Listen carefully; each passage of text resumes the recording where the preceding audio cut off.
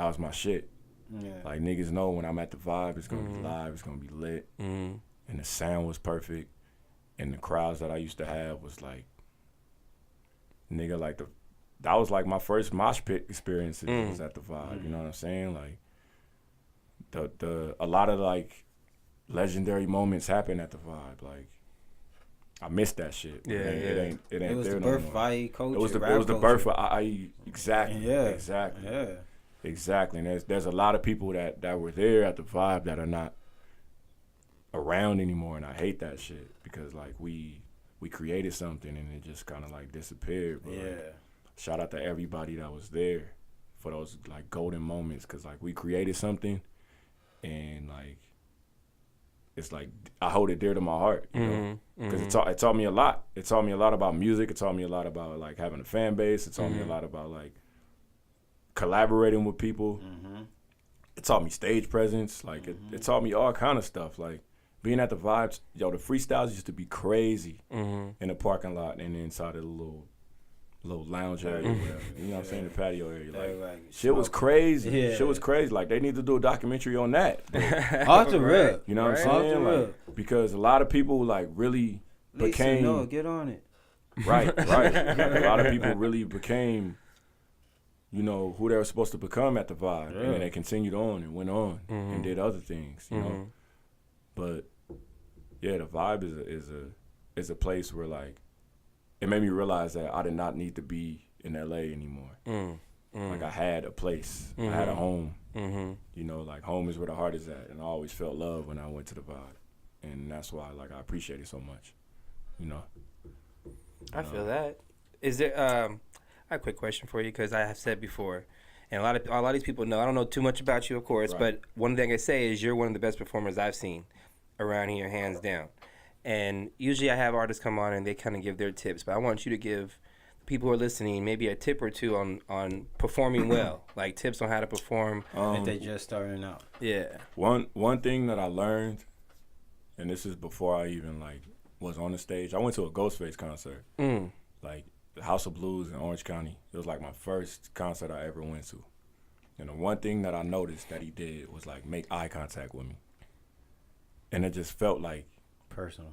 It felt personal. I felt like he was talking to me at that moment. And it was longer than 5 seconds. So it was like he sees me. And I felt the presence. Yeah. So I took that and I ran with it. So I'm like, you know what, when I perform, when I'm on stage, I'm looking at everybody in their eye. I may not look at everybody in their eye, but you know what I'm saying? Like I'm gonna try to get somebody. And it's gonna go from there to let them know that they're there and go to the next person. Let them know that I see them and I'm talking to them, and I go to the next person. Then I go behind them and look at that person over there, and I go way back there. And I go in the front. Then I go over here. And I'm making eye contact with all these people, and they get captivated. And it's to a point now that they're looking at me and they feel like I'm talking to them. So when I look at them again, boom, it's right there already. Yeah. You know what I'm saying?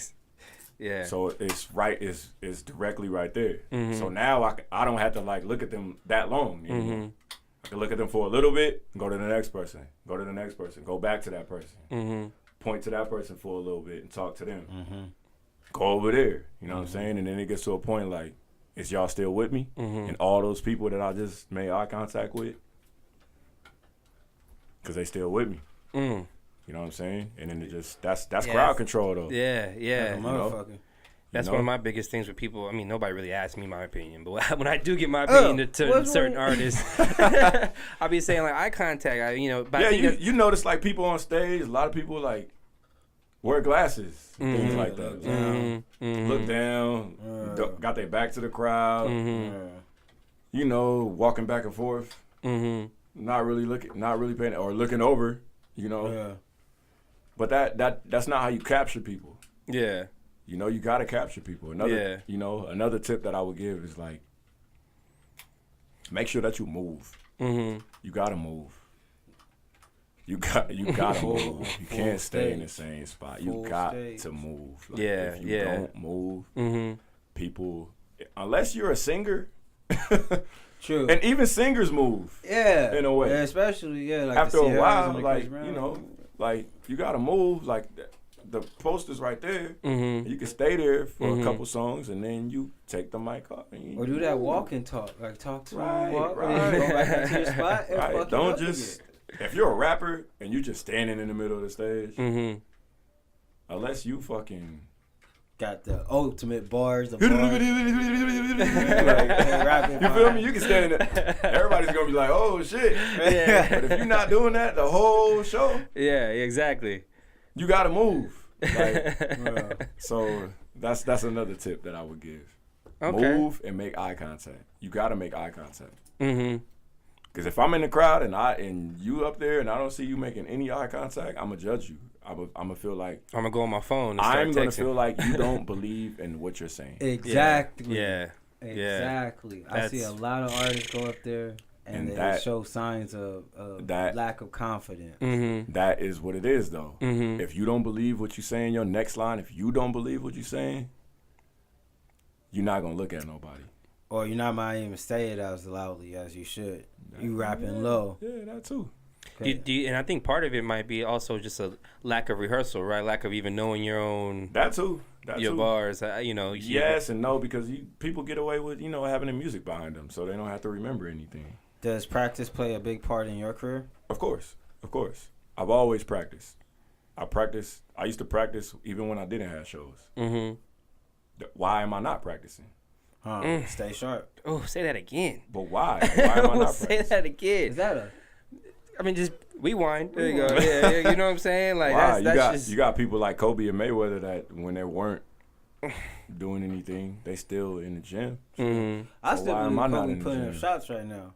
Of course, that's his daily routine. Yeah, For sure. He wakes Mayweather's up daily at 5. routine is to be in there and and work on it. Mm-hmm. even if you don't got to fight. Why not? Why are you not staying sharp? Just Uh-huh. because I'm not doing anything? Like, nah. You never know what opportunity can come. Yeah. You never know. Yeah. You never know that call come. Like, I need you to yada yada yada, and they're You gonna gotta pay you. They may pay you this, and this. Yeah. Oh, let's go. That's a Let's fact. go. Yeah.